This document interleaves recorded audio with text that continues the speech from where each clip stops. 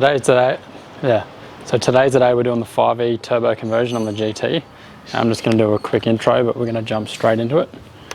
So the reason we can't use this engine is it has the 4E in it, which has the little rods, and it won't last, especially for the horsepower that we want.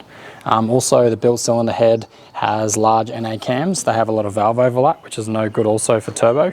So we need to take this whole engine and gearbox combination out. Also, the 6-speed, I don't want to break that, so we're going to take this whole engine and gearbox combo out. And then here's the blue car. Now this has a 5E, everything's standard. It just has the Model A steel head gasket. It has just a clean bottom end, just reuse the old bearings, put it all back together. And this is turning about 250 at the wheels. So we'll take out this engine and gearbox.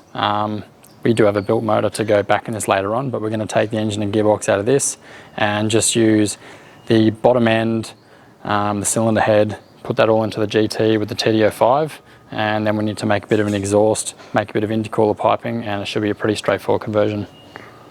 So the main reason we're using this car is it already has a wideband set up, so we can monitor the exhaust air fuel ratios, and it also has a modified fuel system. So what I've done is I've thrown out the quarter-inch fuel lines, and we've gone to 516 aluminium pipe fuel lines, which then go to these E85 rubber hoses and aluminium fittings. So the aluminium lines run right under the car. They then come up here into this bulkhead here, and we've got a fuel filter that then goes to the rail, goes through the rail, through the fuel pressure regulator, and then back to the tank. It also has a full standalone ECU, so you would have seen in the older videos there was wires and crap everywhere, so we threw all that away, and now this is the entire engine wiring loom.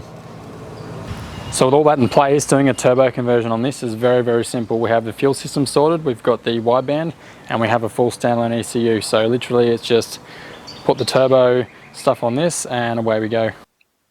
So this is the entire engine wiring loom. You can see it's pretty thin. Now I bought this exhaust system from eBay, and it's one of those OBX stainless steel manifolds. It looked absolutely fantastic when it came in the box, but then looking a bit closer, the welding quality is really bad. And after a few short heat cycles, the stainless has gone to this disgusting color, and yeah, not worth $680 in my eyes, but I probably wouldn't buy another one again. I think I can make one a lot cheaper.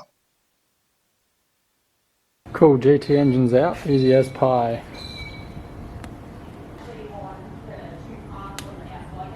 So these are the 3 starlet jacks that I've modified to make this fully adjustable. Makes it a lot easier to get the engine in and out of the car. So yeah, we can't use that because it has the big cams, the 6-speed.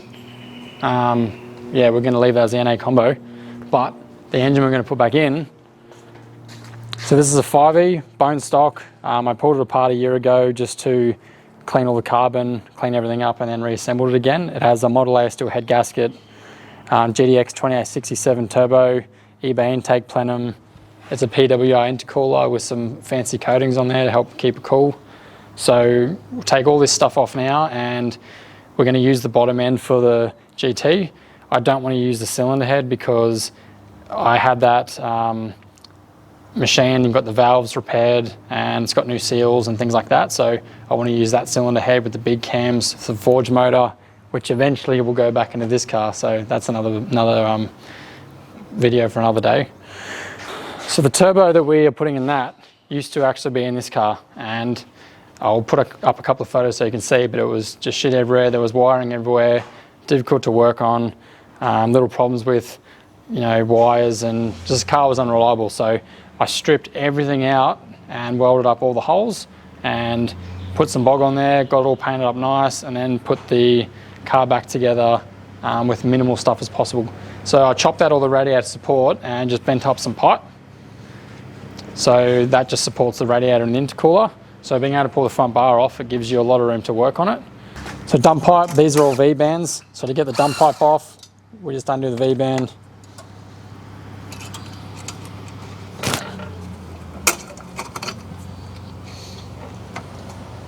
And that's it, dump pipe's off.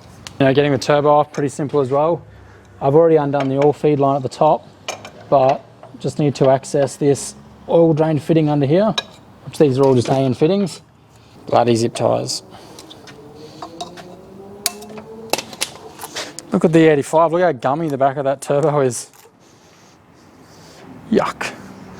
This is probably from me just driving it in and out of the workshop and not actually letting it get hot. It's funny enough, I'm just driving this in and out of the shed all the time. The catch can fills up with the 85, but if you start this car up and go to a race meeting and you're driving run after run after run, the heat seems to burn off the 85. Battery's getting low. Oh shit. So we've got the C52 there, that has the LSD. I need to keep that with this car. So the engine that we're putting back in the GT is out of that, but I have another C52 that has a welded front diff. So putting that in there, this is specifically just to go drag racing and the roll racing. We're not too fussed about going around corners with it, so that's going to give us a lot more traction. All right, loud moaning noises. Ooh, ooh.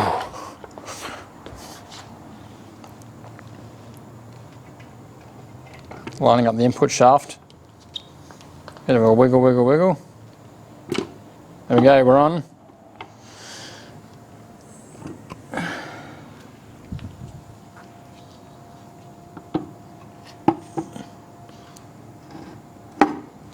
There you go, we are seated. Put this, oh, I'm lucky I checked that. Look, I nearly put that on without a clutch fork.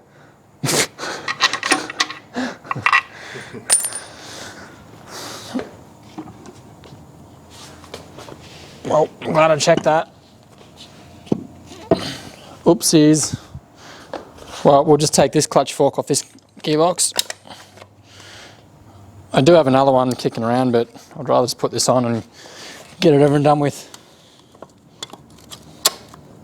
So you understand, Peter, what would happen if we put that on?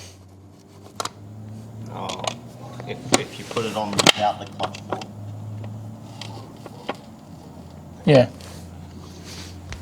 No clutch. No clutch, yeah. Then we'd have to take the engine and gearbox back out again.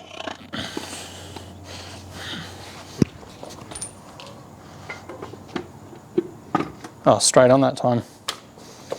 All right, we got 3 large bellies and bolts. You can whip those straight up.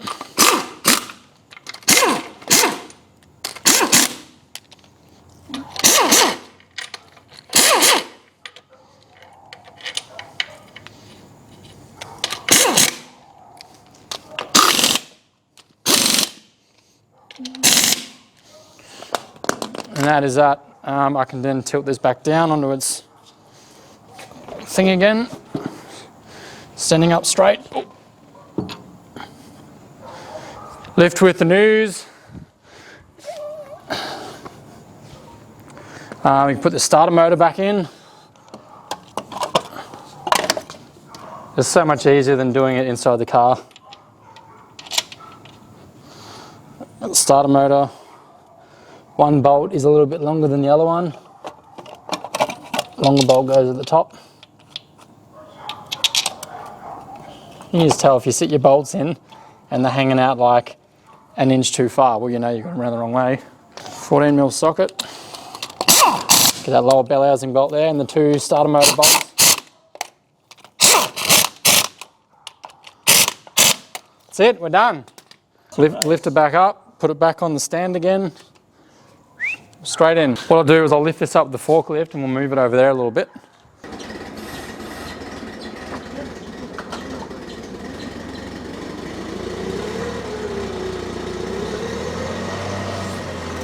I'll just get you to put the camera down for a sec while I line this up. Engine's in. Awesome, 5E engine's in. So that's the vacuum box for the GT. So we could have the brake booster hooked up. But it's just in the way, so I'll just take it off. Like at the moment, nothing's hooked up, so may as well just get it out of the way. So originally when I put this head on the car, I got all these ceramic coatings done on the outside, on top of the valves, and in the combustion chambers. So this is going to be interesting to see if they've just blown off, and it's just another snake oil waste of money scam. So just getting this last hose off. So it was some fancy coatings I got put on the outside of the head, which was meant to increase the cooling, which funny enough, it actually made it worse. Had the same coatings put on the intercooler as well. This is on the blue car, and the air temps went up by 20%. Ended up getting an angle grinder out and just grinding the sides of the tanks, and the air temps dropped by 20 degrees. So what does that tell you? Don't work. It doesn't work. This will be interesting. This is the test now. Stock 5E bottom end. Again, this was turning like 250 horsepower at the wheels. So you can see here, see the coating on this? You can put carby cleaner, paint stripper, anything on there. It's a chemical bond, so it doesn't actually come off. And I reckon that's the reason the heat's getting trapped in. It does look awesome. And I mean, I've got all the pipes, intake pipes and rocker cover and everything done, just in different colours. But funny enough, look at that. Like, that's all the coating that's remained on there. So the coating's just blown straight off the valves. So it doesn't work. So this cylinder head, we're going to go and put the big cams in it, and this will be, it still works fine. This is going to be the engine that goes back in the blue car. So the blue car is getting full forged engine. Again, that's a whole nother video. We can put the big cams in this cylinder head, set up all the shims, get it all going, and then that's the combo to go back in that car. Which again, that has to be done next weekend as well. So we've got a lot of work to do. But this is looking pretty straightforward. We've got the other 5E head in the office, just has the standard cams, and you know, it doesn't really bother me if it blows up or anything. So it's already got it's already got the head bolts and everything ready to go. So we can literally drop that straight up, give a quick wipe, drop it on, do it up, and bang the turbo kit on, and we're one step closer. We are going to have this running by tomorrow. Well, the balls in this are looking nice and clean. There's no rust marks in there. And I'm pretty surprised that the black stuff on the head gasket hasn't peeled off. So this is a good sign that we can just bang that other cylinder head straight on there. Shoot that other head straight on there. Cam gear back on.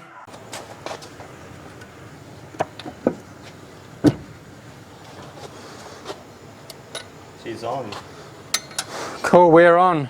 Righto, so if you saw that video the other day, this is the 5EF HE head. Has that 1mm extra lift on the intake. It's got ARP head bolts, and the only reason we're putting this on this engine, because the other day I was telling you they're a waste of time, and for how much effort it is to change the cams, it's really not worth it. The turbo combo that we're going to use for this 5E only had a 5E cylinder head, so this will be an interesting test to use the HE cylinder head with the larger lift cam to see on 17 pounds if it makes any more than 225 or not, which is what it made with the other combo and just the standard head. So I did get an air blower and clean out all the thread holes in the block. All right, so first torque stage, 22 Newton meters.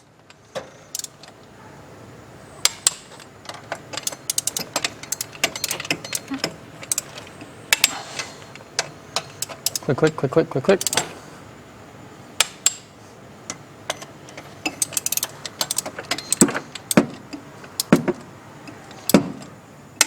I'm going to get an extension on this because this is too awkward.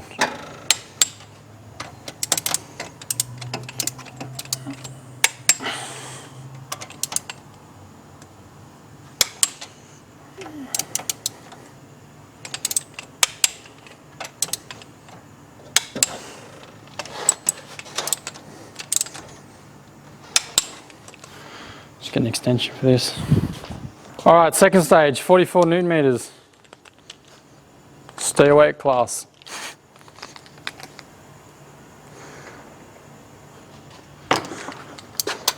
"44-ish Newton meters.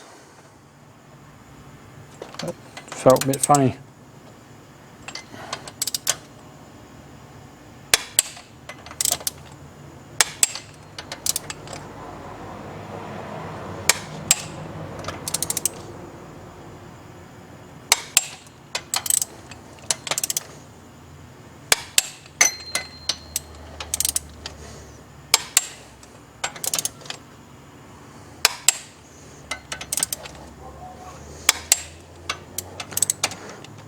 Oh, by the way, the bottoms of the bolts were lubed up.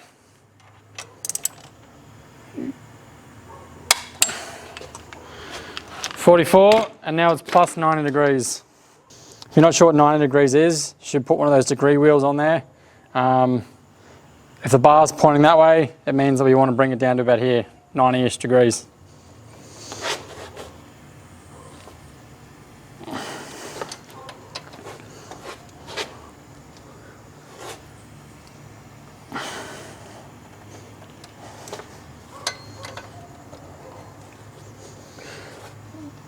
You can get as anal as you want about this, I don't care.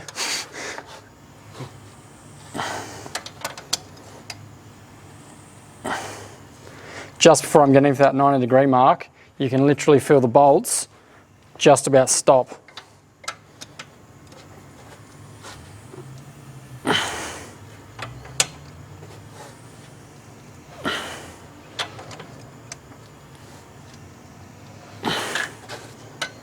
Cool. All right, super rare 1mm extra lift intake cam going in. You all probably know too, these caps are all numbered.